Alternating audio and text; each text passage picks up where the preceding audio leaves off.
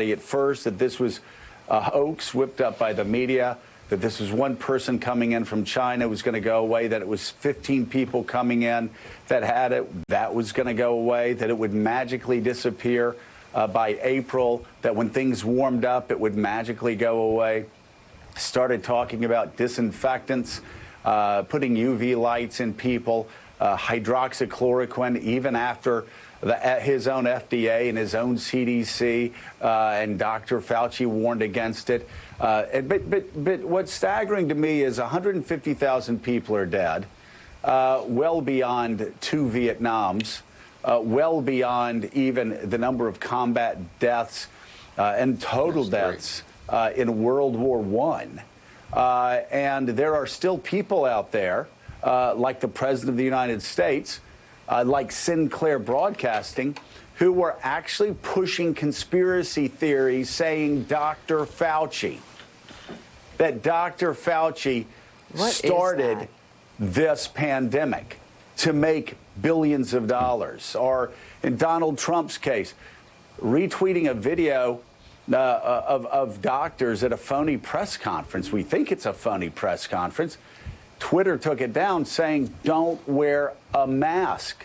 This is surreal. No. I mean, I could ask you what the historical parallel was, but I mean, do we have to go back to the Salem witch trials for people who are so moved by superstition that they ignore medical advice, they ignore scientific advice, and they ignore the caskets of 150,000 fellow Americans being, going to the cemetery or being cremated?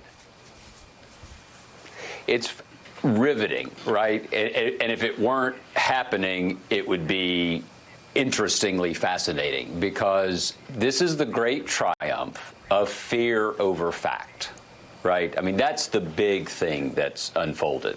Not only the numbers you said, 150,000, more than 4 million cases, but 50 million Americans at least are out of work.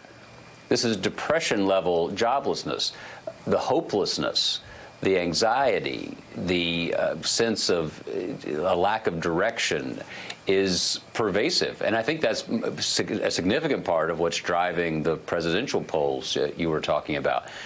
But one of the things we have to figure out is we have two big tributaries of American life that we've talked about this morning. We have John Lewis and the Civil Rights Movement and the work of the mid-1960s. Gene mentioned another founding. Absolutely right. We live in the country that 1965 brought about, both because of the Voting Rights Act and because of the Immigration Act of that year. And so that's created the demography where we are now.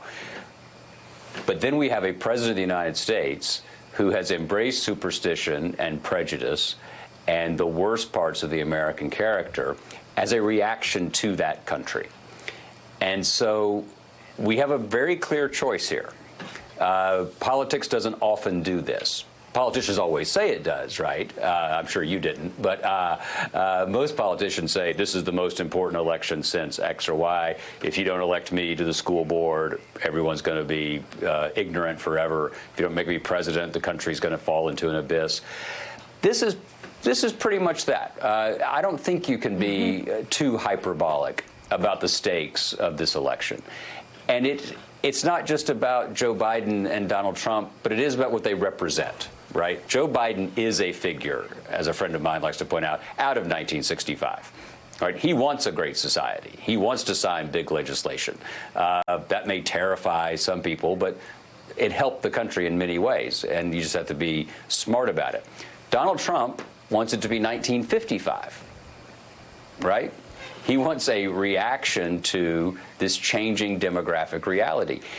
And what I would suggest to everyone, particularly to lawmakers who may find themselves in a position, if Trump tries something with the election, of having to actually take a stand again, is think about what happened yesterday in the Rotunda. Was that a ceremony about someone who wanted to defy fact? Was that a ceremony about somebody who wanted to segregate America, who wanted to keep us apart and point fingers?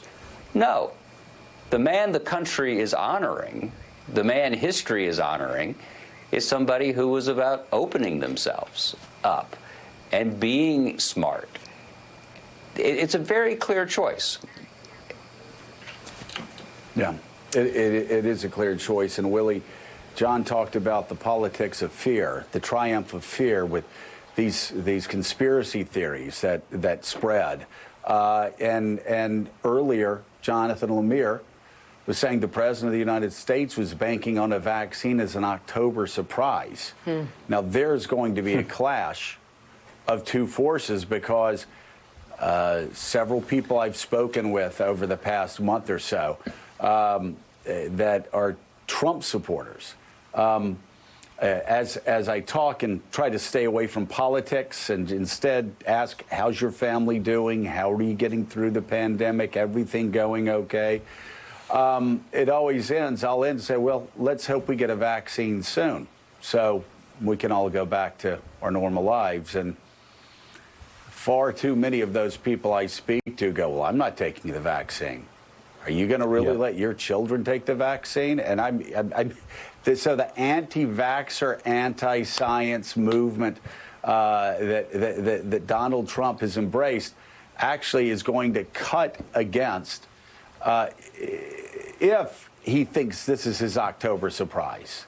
He's going to have to actually convince people he's not part of some greater conspiracy because of the anti-vaxxers that follow Donald Trump.